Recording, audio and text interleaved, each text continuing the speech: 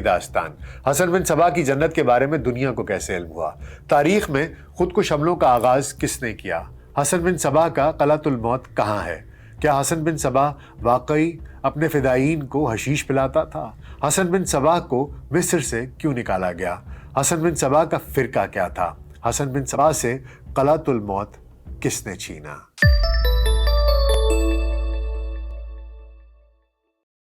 VLC pod cost میں doctor ناصر bag کے ساتھ خاکسار آپ کی خدمت میں حاضر ہے۔ تاریخ میں زمین پر بنائی جانے والی 2 جنتوں کا ذکر ملتا ہے۔ ایک جنت خدائی کے دعوے دار شداد نے بنائی تھی، جسے باغ ارم کہا جاتا تھا۔ دوسری جنت حسن بن صبا کی تھی، جو اس نے ایران میں واقع ایک قلعے الموت میں بنائی تھی۔ اس جنت کے مکینوں کو فدائین یا حشاشین کہا جاتا تھا۔ یہ اس دور کے خودکش حملہ آور تھے، جن کے خوف سے اس دور کے حکمران، جرنیل اور علماء تھر تھر کانپتے تھے۔ قلعۃ الموت شمالی ایران کے پہاڑی سلسلے کو البرز میں واقع ہے۔ اگر آج تہران سے تبریز بذریعہ سڑک سفر کیا جائے تو تبریز سے چند میل پیچھے ایک سڑک بائیں جانب مڑتی ہے۔ اس موڑ پر قلعۃ الموت کا ایک بورڈ نصب ہے۔ وہی قلعہ جو حسن بن صبا کا مسکن تھا، وہی حسن جسے مشرق میں فدائین تحریک کا بانی کہا جاتا ہے اور مغرب میں اسے حشاشین تحریک کا راہبر تصور کیا جاتا ہے۔ حسن بن صبا کون تھا؟ اگر ہم اس سوال کا جواب تلاش کرنے کے لیے تاریخ کے اوراق الٹیں تو ہمیں انتہائی دلچسپ روایات جاننے کو ملتی ہیں، جن کا حقیقت سے دور کا بھی واسطہ نہیں۔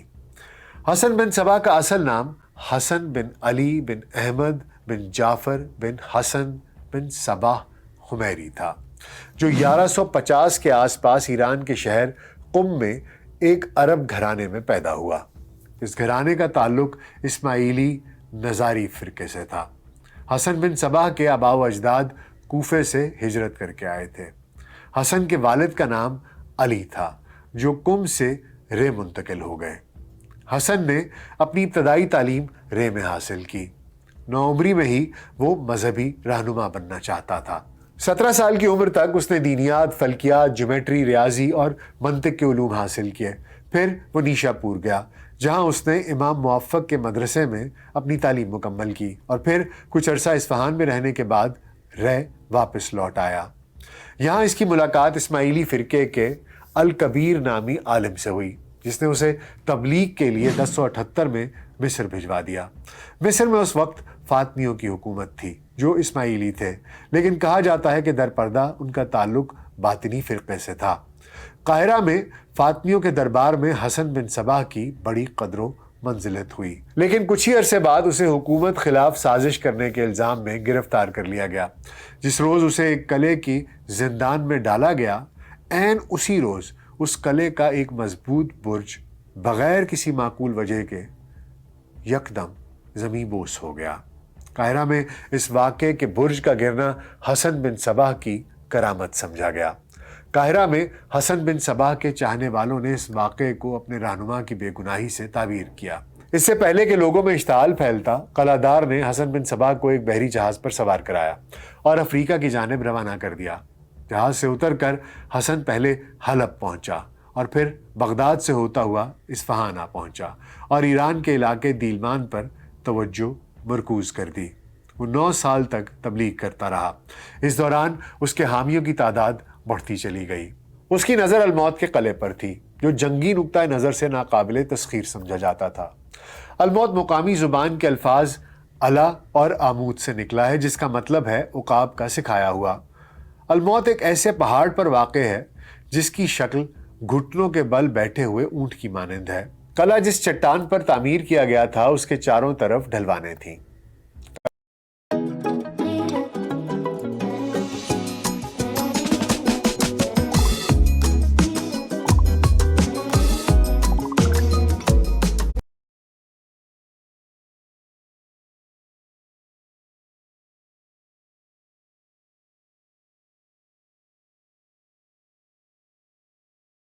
قلعہ جس چٹان پر تعمیر کیا گیا تھا، اس کے چاروں طرف ڈھلوانیں تھیں۔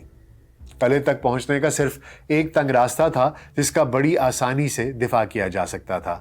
اسی وجہ سے اس قلعے کو اس دور میں ناقابل تسخیر سمجھا جاتا تھا۔ حسن بن صبا نے قلعۃ الموت کے آس پاس کے علاقوں میں اپنے لوگ بھیجے، جنہوں نے دعوت و تبلیغ کے ذریعے لوگوں کو اپنا گرویدہ بنا لیا۔ سن 1090 میں وہ وقت آ گیا جس کا حسن بن صبا کو برسوں سے انتظار تھا۔ الموت کے قلعہ دار حسین مہدی نے خود اپنا قلعہ حسن بن صبا کے حوالے کر دیا۔ تاریخی کہانیوں کے مطابق اسی قلعۃ الموت میں حسن بن صبا نے اپنے فدائیوں کے لیے ایک جنت بنائی، جسے پانے کے لیے وہ بلا خوف و خطر موت کو گلے سے لگا لیتے ہیں۔ کہا جاتا ہے حسن بن صبا کی جنت ایک وسیع اور خوبصورت باغ پر مشتمل تھی۔ اس جنت میں خوبصورت دوشیزائیں، دودھ، شہد اور شراب سمیت ہر وہ سہولت دستیاب تھی جس کا وعدہ کیا گیا ہے۔ حسن بن صبا 12 سے 20 سال تک کے لڑکے کو فدائی بنانے کے لیے منتخب کرتا، پھر کچھ روز تک اس کی برین واشنگ کرتا۔ ایک روز اسے بھنگ دی جاتی اور مدہوشی کے عالم میں خفیہ راستوں کے ذریعے اسے جنت میں منتقل کر دیا جاتا۔ حوروں کی قربت میں چند روز گزار کر جب وہ واپس قلعے میں آتا تو اس جنت کو دوبارہ پانے کے لیے شیخ کے حکم پر جان دینے کو بھی تیار ہو جاتا۔ سلجوکیوں نے 1092 میں جب قلعۃ الموت کا محاصرہ کیا تو حسن بن صبا نے اپنے فدائیوں سے پوچھا کہ تم میں سے کون ہے جو سلجوک بادشاہ کے وزیر اعظم نظام الملک توسی کو قتل کر سکتا ہے؟ ابو طاہر ارانی نامی ایک نوجوان نے خود کو پیش کیا۔ توسی ان دنوں دیلمان کے علاقے میں تھا۔ ابو طاہر ایک فقیر کے روپ میں اس کے قریب پہنچا اور زہر میں بھجا خنجر اسے گھونپ دیا۔ توسی کو قتل کرنے کے بعد وہ خود بھی محافظوں کے ہاتھوں مارا گیا۔ یہ حسن بن صبا کا پہلا خودکش حملہ تھا۔ حسن بن صبا کے فدائین سے متعلق ایک اور قصہ بھی سننے میں آتا ہے۔ کہا جاتا ہے کہ ایک دن کسی ملک کا سفیر الموت آیا۔ اس نے اپنے حکمران کی کیل کانٹے سے لیس فوجوں کی ہیبت کے بارے میں ڈینگیں مارنا شروع کر دی۔ حسن بن صبا نے کہا، ٹھہرو، میں تمہیں دکھاتا ہوں کہ اصل سپاہی کیا ہوتا ہے۔ اسی وقت سفیر کو قلعے کی چھت پر لے گیا اور وہاں تعینات 2 محافظوں میں سے ایک سے کہا کہ چھت سے کود جاؤ، اور دوسرے کو حکم دیا کہ اپنا خنجر نکال کر اپنے دل میں پیوست کر لو۔ کہا جاتا ہے کہ جب ایک محافظ بلا چوں و چرا قلعے کی بلند فصیل سے کود گیا اور دوسرے نے خنجر اپنے سینے میں گھونپ دیا تو سفیر پر وہی ہیبت طاری ہو گئی جو اس نے اپنی زبردست فوج کے ذکر سے حسن پر طاری کرنا چاہی تھی۔ حسن بن صبا کا سب سے بڑا ہتھیار یہی فدائین تھے، جو مخالف حکمرانوں کے چالاک وزیروں، جرنیلوں اور مختلف علماء کو قتل کرتے۔ یہ نہ صرف ایران اور مشرق وسطیٰ بلکہ یورپ اور صلیبی علاقوں میں بھی اپنے مخالفین تک جا پہنچتے۔ کہا جاتا ہے کہ سلطان صلاح الدین ایوبی کے خوابگاہ تک بھی ایک فدائی پہنچ گیا تھا۔ سلطان اس وقت نیند میں تھے۔ فدائی نے انہیں قتل تو نہ کیا لیکن ایک تنبیہی خط ان کے سرہانے رکھ آیا۔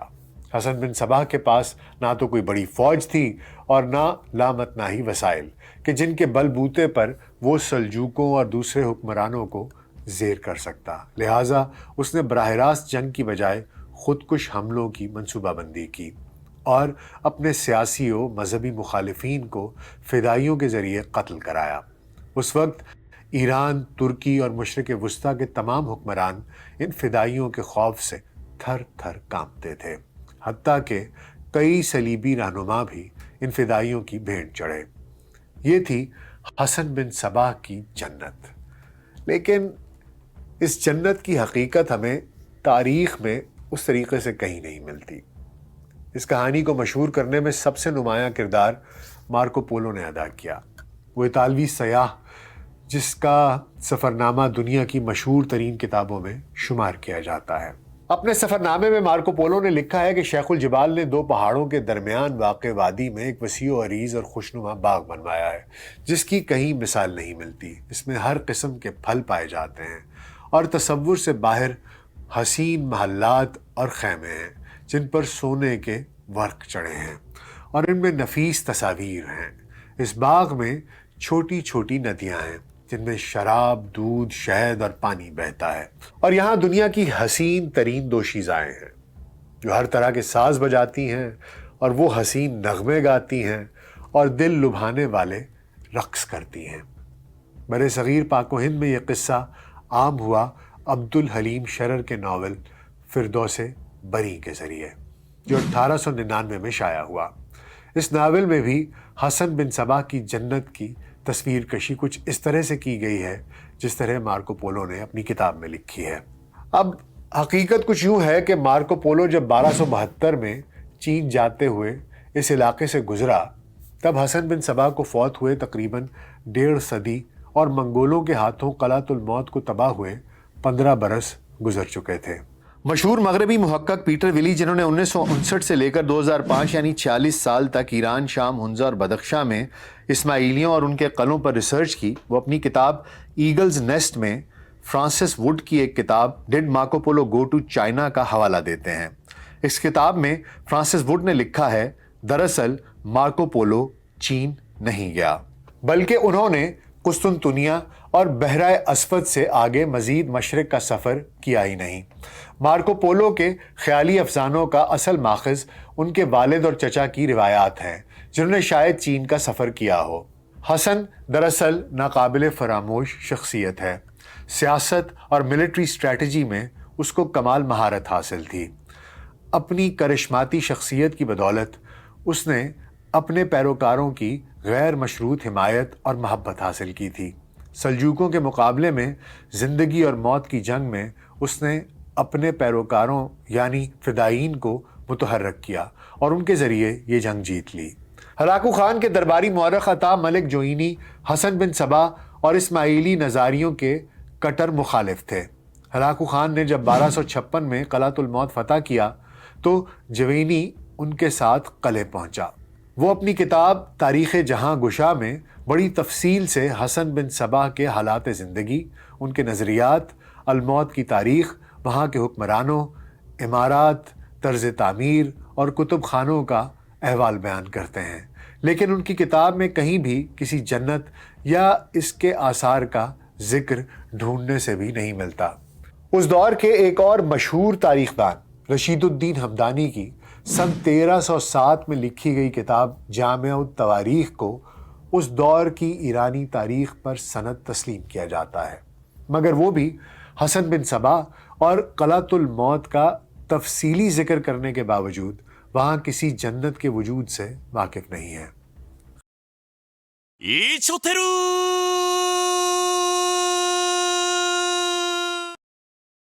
خیر، یہ تو جنت کی بات ہو گئی، اب خدا جانے کہ وہ تھی یا نہیں تھی۔ لیکن یہ بھی مشہور ہے کہ انگریزی کا لفظ اسیسن یعنی اہم شخصیات کا قاتل بھی حسن بن صبا ہی کے دور کی پیداوار ہے۔ کہا جاتا ہے کہ اس فرقے سے تعلق رکھنے والوں کو حشیش ہی کی نسبت سے حشاشین کہا جاتا تھا، جو مغرب میں پہنچ کر اسیسن بن گیا۔ یہ روایت محض ایک مفروضہ ہے۔ تاریخ کی کسی ہمعصر کتاب میں اس بات کے شواہد نہیں ملتے کہ حسن بن صبا یا اس کے پیروکار کسی قسم کی نشہ آور ادویات کا استعمال کرتے بھی تھے یا نہیں کرتے تھے۔